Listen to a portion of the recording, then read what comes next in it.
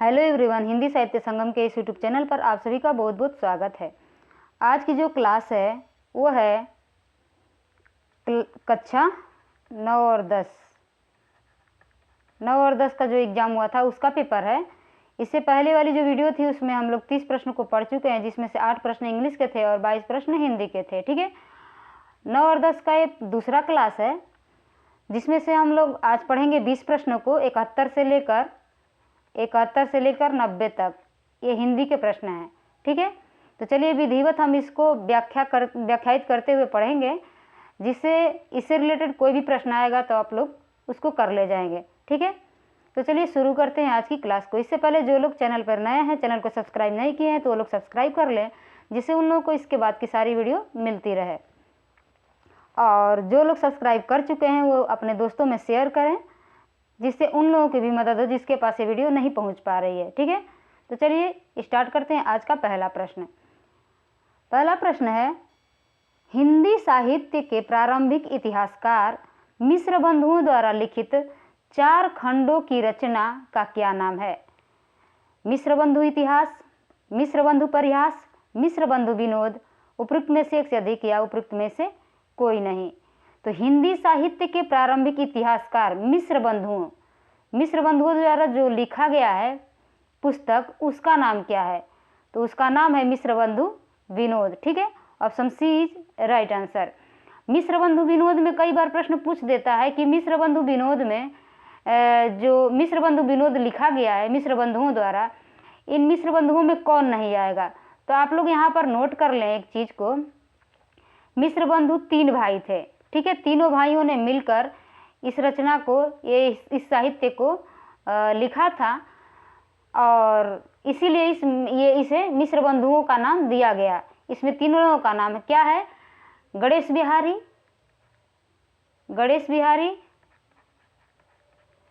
श्याम बिहारी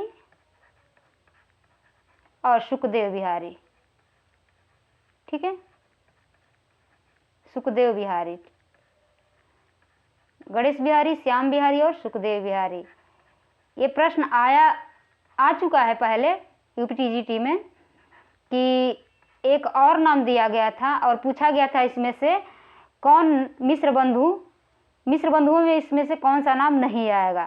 तो आप लोगों को ध्यान रखना है कि गणेश बिहारी, श्याम बिहारी और सुखदेव बिहारी नाम है, न कि राम बिहारी। उसमें चौथा ऑप्शन दिया था राम बिहारी। ठीक है, चलिए अगला प्रश्न है प्रश्न नंबर 72। प्रश्न नंबर 72 है, आदिकालीन पृथ्वीराज रासो किसकी रचना है? लुईपा, चंदबरदाई, नरपति नाल, उपयुक्त में से एक से अधिक, उपयुक्त में से कोई नहीं। तो जो पृथ्वीराज रासो रचना है वो चंदबरदाई का लिखा हुआ है, इसलिए आपका उत्तर हो जाएगा ऑप्शन बी। ठीक है, और चंदबरदाई किस काल के कवि हैं? आदिकाल के कवि हैं। आदिकालीन रचना है पृथ्वीराज रासो और ये आदिकाल के कवि हैं। आदिकाल में कैसी रचनाएं लिखी जाती थी ये भी पूछा जाता है। तो आदिकाल में वीर प्रधान रचनाएं, वीर प्रधान और श्रृंगार प्रधान, ये दोनों याद रखिएगा, श्रृंगार प्रधान और वीर प्रधान। वो आदिकाल की रचनाओं में श्रृंगारिकता भी दिखाई देती थी और वीरता भी दिखाई देती थी। ठीक है, आगे बढ़ते हैं, अगला प्रश्न देखते हैं, प्रश्न नंबर 73। प्रश्न नंबर 73 है, हिंदी साहित्य के प्रारंभिक काल का आदिकाल नामकरण किसने किया? हिंदी साहित्य के प्रारंभिक काल का आदिकाल नामकरण किसने किया? ग्रियर्सन, डॉक्टर राम कुमार वर्मा, आचार्य हजारी प्रसाद द्विवेदी, उपयुक्त में से एक से अधिक, उपयुक्त में से कोई नहीं। तो यहाँ उत्तर आपका क्या हो जाएगा? आदिकाल नाम किसने दिया था? आचार्य हजारी प्रसाद द्विवेदी जी ने दिया था आदिकाल नाम, इसलिए आपका उत्तर हो जाएगा ऑप्शन सी। इसमें कई प्रश्न पूछा जाता है, ये भी पूछा जाता है कि प्रारंभिक काल को वीर गाथा काल नाम किसने दिया? तो वीर गाथा काल नाम अक्सर पूछा जाता है, वीर गाथा काल नाम दिया है आचार्य शुक्ल जी ने। ठीक है, आचार्य शुक्ल जी ने दिया है। आगे बढ़ते हैं, प्रश्न नंबर 73 हो गया,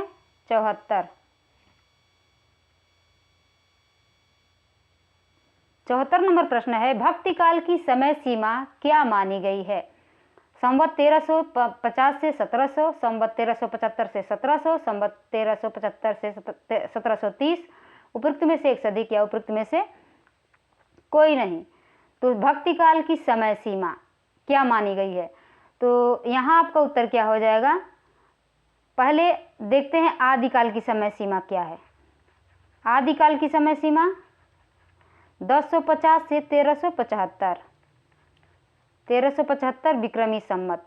और भक्ति काल की समय सीमा, भक्ति काल की समय सीमा 1375 से 1700, 1375 से 1700 विक्रमी संवत। देखिए यहाँ पर कहाँ है 1375 से भी 1700, 1300, 1050 से 1375, 1375 से 1700। Option B is right answer. ठीक है, यहाँ दिख रहा है 1375 से 1700। अब इसके बाद पूछा जाता है आदिकाल, भक्तिकाल, रीतिकाल की समय सीमा। रीतिकाल की समय सीमा 1050 से 1375, 1375 से 1700, 1700 से 1900, 1700 से 1900। और आदिकाल, आदिकाल, भक्तिकाल, रीतिकाल हो गया। आधुनिक काल की समय सीमा पूछे तो आधुनिक काल की 1900 से 1984 विक्रमी संवत। ठीक है, ये किसके अनुसार है ध्यान रखिएगा, आचार्य शुक्ल के अनुसार। आचार्य शुक्ल की पुस्तक हिंदी साहित्य का इतिहास है, उसमें दिया गया है। ठीक है, उसका गहराई से अध्ययन करेंगे तो इसमें से जितना भी प्रश्न इसमें दिया गया है उससे बाहर कोई नहीं है। ठीक है, आगे प्रश्न की तरफ बढ़ते हैं। 75 नंबर है, पोथी पढ़ी पढ़ी जगमुआ, पंडित भया न कोय, ढाई आखर प्रेम का पढ़े सु पंडित होय।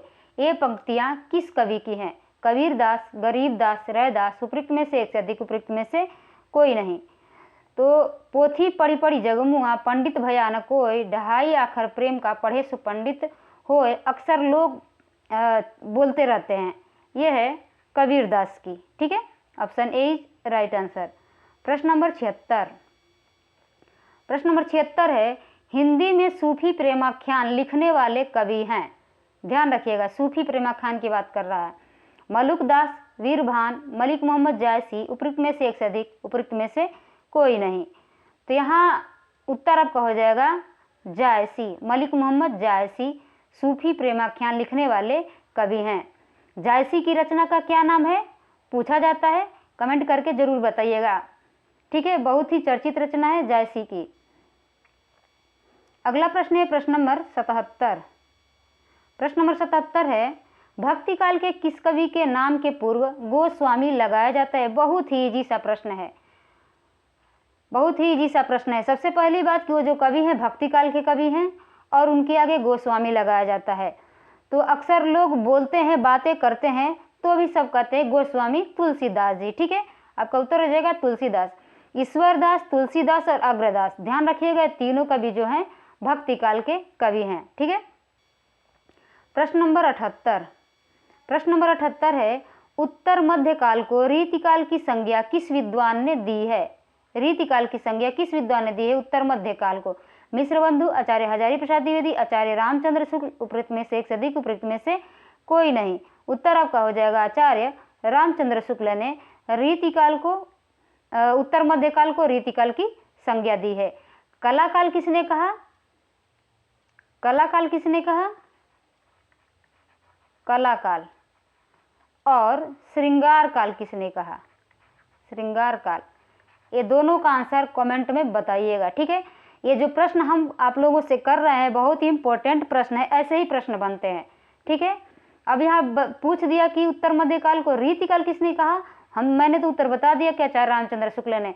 अब यदि प्रश्न ये भी बन सकता है कि उत्तर मध्य काल को कलाकाल किसने कहा और श्रृंगार काल किसने कहा, तो आप लोगों को इसका उत्तर बताना है। अगर आप इसका उत्तर बताएंगे आप लोगों को हमेशा ये याद हो जाएगा। ठीक है, आगे बढ़ते हैं प्रश्न नंबर 79 की तरफ। निज भाषा उन्नति है, सब उन्नति को मूल, बिन निज भाषा ज्ञान के मिटे नहीं को सूल। यह किसका कथन है? भारतेंदु हरिश्चंद्र, बालकृष्ण भट्ट, मैथिली शरणगुप्त। उपयुक्त में से एक से अधिक, उपयुक्त में से कोई नहीं। उत्तर होगा भारतेंदु हरिश्चंद्र जी का एक कोटेशन है, ये कथन है, निज भाषा उन्नति है, सब उन्नति को मूल, बिन निज भाषा ज्ञान के मिटे नहीं को सूल। भारतेंदु हरिश्चंद्र किस काल के कवि हैं? आधुनिक काल के कवि हैं, आधुनिक काल के कवि हैं। और इन्हीं के नाम पे भारतेंदु युग पड़ा था, ध्यान रखिए, भारतेंदु युग।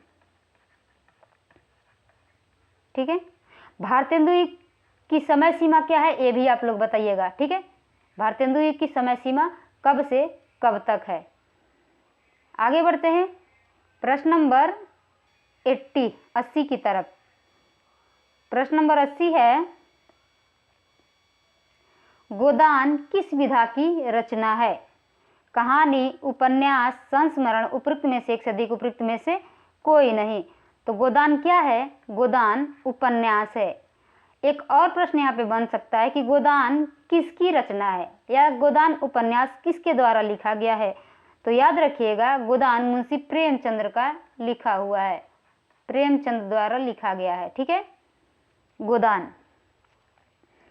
एक और प्रश्न यह बनता है, पूछा गया प्रश्न है कि गोदान में कौन से पात्र नहीं आएंगे। यहाँ पर दे देगा कि गोदान निम्नलिखित में से कौन गोदान का पात्र नहीं है। एक हल्कू हो गया, एक झुनिया हो गया, एक गोबर हो गया और गोबर हो गया उपयुक्त में से एक से अधिक, उपयुक्त में से कोई नहीं। ठीक है,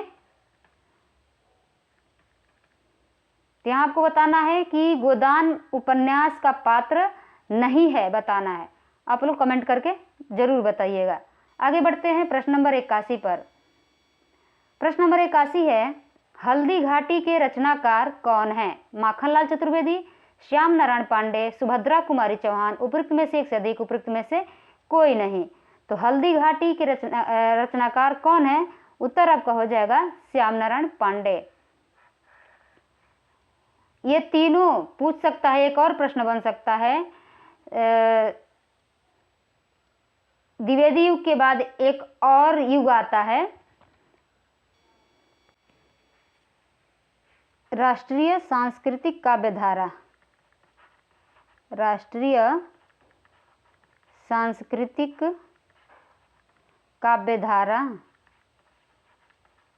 काव्यधारा के कवि हैं ये तीनों। ठीक है, द्विवेदी युग के जस्ट बाद आता है।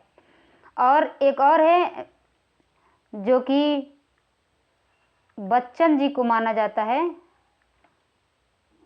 यानी हरिवंश राय बच्चन। बच्चन लिखूंगी तो बच्चन साहित्यकार हो जाएंगे। हरिवंश राय बच्चन, हरिवंश राय बच्चन किस वाद के कवि हैं ये बताइएगा आप कमेंट करके। अगला प्रश्न है प्रश्न नंबर 82। जयशंकर प्रसाद द्वारा रचित नाटक है आधे अधूरे, सबसे बड़ा आदमी, ध्रुव स्वामिनी, उपयुक्त में से एक से अधिक, उपयुक्त में से कोई नहीं। उत्तर आपका क्या हो जाएगा? जयशंकर प्रसाद द्वारा रचित नाटक है ध्रुव स्वामिनी। ध्रुव स्वामिनी। आधे अधूरे किसका नाटक है? मोहन राकेश का। ठीक है, मोहन राकेश का। सबसे बड़ा आदमी किसका है? कमेंट करिएगा। ठीक है, चंद्रगुप्त, स्कंदगुप्त, ध्रुव स्वामिनी ये सब नाटक जयशंकर प्रसाद जी के हैं। प्रश्न नंबर 82 हो गया। 83 नंबर प्रश्न। 83 नंबर प्रश्न है, हिंदी साहित्य के किस काल को हिंदी साहित्य का स्वर्ण युग कहा गया है? भक्ति काल, आदिकाल, आधुनिक काल, उपयुक्त में से एक से अधिक, उपयुक्त में से कोई नहीं। उत्तर आपका हो जाएगा भक्ति काल। भक्ति काल को हिंदी साहित्य का स्वर्ण युग कहा गया है। क्यों कहा गया है इसके बारे में थोड़ा सा आप लोग जान लीजिए। क्योंकि स्वर्ण काल इसलिए कहा गया है कि गोस्वामी तुलसीदास, अभी हम लोग इनका नाम पढ़े हैं ऊपर, गोस्वामी तुलसीदास की एक रचना है रामचरितमानस।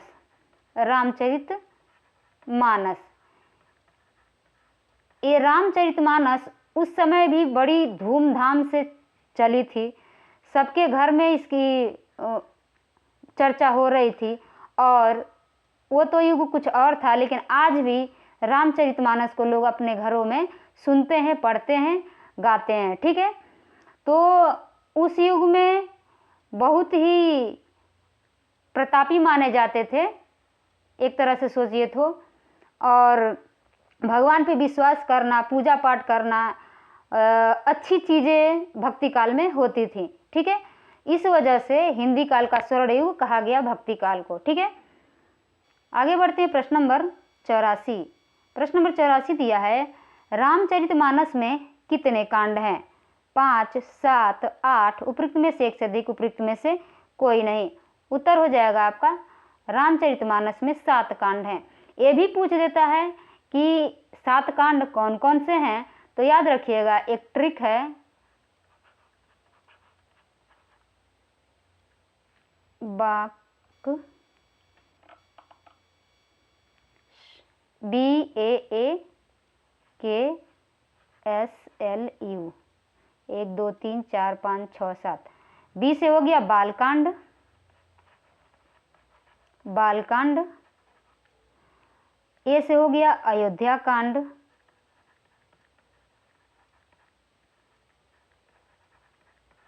अयोध्या कांड।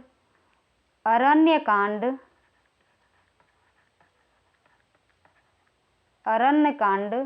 उसके बाद से किष्किंधा कांड,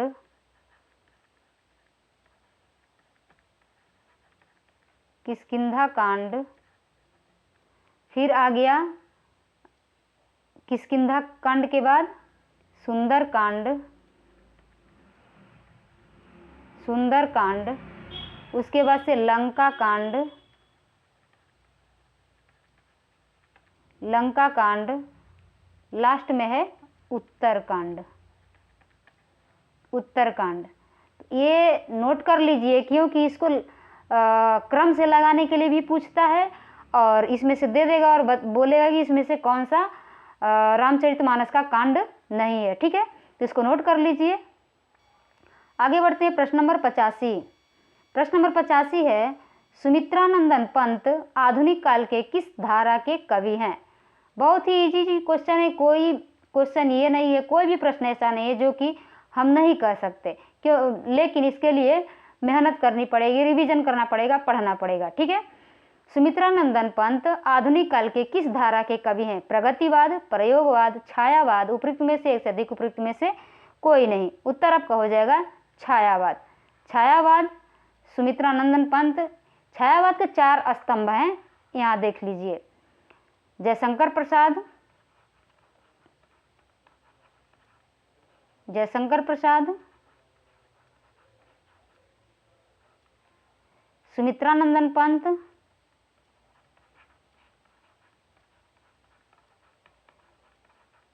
सुमित्रानंदन पंत, सूर्यकांत त्रिपाठी निराला,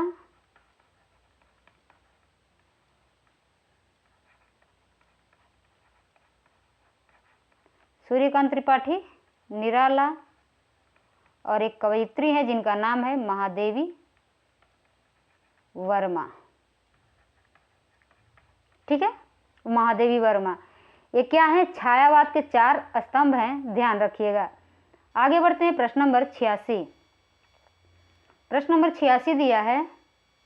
प्रश्न नंबर 86 को करने के लिए यहाँ पर गद्यांश दिया गया है। चलिए इसको पढ़ते हैं। 86, 87 और 88 3 प्रश्नों का उत्तर इस गद्यांश से हमको देना है। ठीक है, तो चलिए पढ़ते हैं इस गद्यांश को। दिया है इसमें, निम्नलिखित गद्यांश को ध्यानपूर्वक पढ़िए और पूछे गए प्रश्नों के सही विकल्प चुनकर उत्तरक पत्रक में चिन्हित कीजिए। गद्यांश है, संसार के सभी श्रेष्ठ धर्मों में हमें एक उच्च नैतिक शिक्षा के दर्शन होते हैं। सभी धर्म ये उपदेश देते हैं कि मनुष्य किसी की हत्या न करे, चोरी न करे, दूसरों की भलाई करे। अगर वह यह चाहता है कि दूसरे उसे हानि न पहुँचाए तो वह किसी को हानि न पहुँचाए। उसे यश और ऐश्वर्य के पीछे नहीं भागना चाहिए, क्योंकि ये क्षणिक है, यानी क्षण में आता है और क्षण में समाप्त हो जाता है। केवल आत्मा शाश्वत है, यानी यही सत्य है। धार्मिक भावना का मधुर स्वर जीवन का संगीत है। हमने ये गद्यांश पढ़ लिया। अब आइए इसका प्रश्न देखते हैं और उसका उत्तर देने की कोशिश करेंगे हम लोग। प्रश्न नंबर 86 है, प्रस्तुत गद्यांश का उपयुक्त शीर्षक है यश और ऐश्वर्य, नैतिकता और धर्म, धार्मिकता और माधुर्य। उपयुक्त में से एक से अधिक, उपयुक्त में से कोई नहीं। यहाँ उत्तर आपका हो जाएगा ऑप्शन बी, नैतिकता और धर्म। ठीक है, उपयुक्त शीर्षक हो जाएगा उपयुक्त शीर्षक। उपर्युक्त और उपयुक्त में अंतर है, ध्यान रखिएगा। उपर्युक्त का मतलब ऊपर जो दिया गया है वो, या और उपयुक्त का अर्थ होगा कि सबसे उत्तम, सबसे सटीक जो आंसर होगा वो कौन होगा। ठीक है, आगे बढ़ते हैं प्रश्न नंबर 87 पर। प्रश्न नंबर 87 है, मानव का अस्तित्व कैसा है? सर्वोत्तम, सर्वाक्ष, क्षणिक, उपयुक्त में से एक से अधिक, उपयुक्त में से कोई नहीं। उत्तर आपका हो जाएगा क्षणिक। मानव का अस्तित्व कैसा है? क्षणिक है। कब समाप्त हो जाएगा, कब क्या हो जाएगा, कोई नहीं जानता। अगला प्रश्न है प्रश्न नंबर 88, ऐश्वर्य का अर्थ है। ऐश्वर्य का क्या अर्थ है? वैभव, धन, ईश कृपा, उपयुक्त में से एक से अधिक, उपयुक्त में से कोई नहीं। उत्तर हो जाएगा आपका ऐश्वर्य का उत्तर अर्थ हो जाएगा वैभव, यानी option A is right answer. अगला प्रश्न है प्रश्न नंबर 89। तो 89, 90, 91 और 92, इसको करने के लिए हमको ये गद्यांश पढ़ना पड़ेगा। आइए पढ़ते हैं। निम्नलिखित गद्यांश को ध्यानपूर्वक पढ़िए और पूछे गए प्रश्नों के सही विकल्प चुनकर उत्तर पत्रक में चिन्हित कीजिए। गद्यांश है, आधुनिक युग विज्ञान युग नाम से जाना जाता है। आज विज्ञान की उपलब्धि का पताका धरती से आकाश तक फहरा रहा है। उधर विज्ञान की महिमा का प्रचार प्रसार है। मनुष्य ने विज्ञान के द्वारा प्रकृति को जीत लिया है। मनुष्य ने विज्ञान के द्वारा विद्युत, वाष्प और सौर ऊर्जा और गैस की खोज कर दिगंतरों में अपनी विजय दुंदुभी बजाकर सारे संसार में एक क्रांतिकारी परिवर्तन ला दिया है। हमने ये गद्यांश पढ़ लिया। आइए प्रश्न को पढ़ते हैं। यहाँ प्रश्न पूछ रहा है, प्रस्तुत गद्यांश का उपयुक्त शीर्षक है। प्रस्तुत गद्यांश का उपयुक्त शीर्षक है। क्या होगा इसका शीर्षक? युग का चमत्कार, आधुनिक युग का रंग, विज्ञान एक वरदान, उपयुक्त में से एक से अधिक, उपयुक्त में से कोई नहीं। उत्तर आपका हो जाएगा विज्ञान एक वरदान। ठीक है, option C is right answer. अगला प्रश्न है प्रश्न नंबर 90। विज्ञान की तथ्यात्मक परिभाषा है। विशेष ज्ञान, सभी तथ्यों का ज्ञान, क्रमबद्ध, सुसंगठित और प्रयोगात्मक ज्ञान, उपयुक्त में से एक से अधिक, उपयुक्त में से कोई नहीं। तो विज्ञान की तथ्यात्मक परिभाषा होती है क्रमबद्ध, सुसंगठित और प्रयोगात्मक ज्ञान। इसलिए आपका उत्तर हो जाएगा option C. Option C is right answer. इस तरह से हम लोगों ने 71 से लेकर 90 तक यानी टोटल 20 प्रश्नों को व्याख्या सहित हम लोग पढ़ चुके हैं। आगे की क्लास में हम लोग पढ़ने वाले हैं क्वेश्चन नंबर 91 से लेकर के 110 तक। ठीक है, 91 में 20 ऐड करेंगे कितना होगा? 110। ठीक है, तो चलिए आज की ये क्लास आप लोगों को कैसी लगी कमेंट बॉक्स में ज़रूर बताइएगा। अगर अच्छी लगी हो तो लाइक करना बिल्कुल ना भूलें। ठीक है, तो चलिए मिलते हैं अगली क्लास में। तब तक के लिए अपना ध्यान रखें और डेली का डेली आप लोग रिवीजन करें और ये क्लास ज़रूर देखें। ठीक है, धन्यवाद।